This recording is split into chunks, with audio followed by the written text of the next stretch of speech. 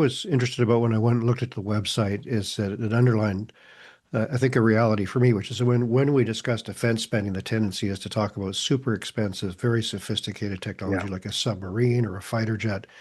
But an enormous amount of the market has a huge sort of, I would say, civil defense thing. Your shelters could be a military hospital, or it could be Doctors Without Borders in an earthquake zone, and likewise in aviation and in so many areas. What the military needs, the civil society will need in some circumstances as well. So it could have a very important impact in terms of expanding business opportunities for people who at the moment have nothing to do with the military sector and maybe won't in the future, but It's are helping out in so many circumstances. yeah, it's a very good point. It's actually called dual use technologies for the military. It really arose out of necessity in Canada because the Canadian market was too small for as a defense sector to simply rely on defense spending. And of course, Hmm. as I said, it was up and down, and so you really couldn't plan long-term defense spending.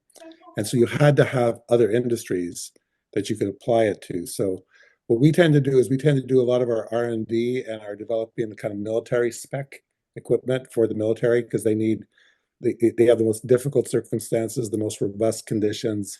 It's got to work every time, kind of thing. And then we kind of reverse engineer it down to something a little bit more economical that we'll use for commercial applications, and that might be for a mining camp because they don't need the same level of spec.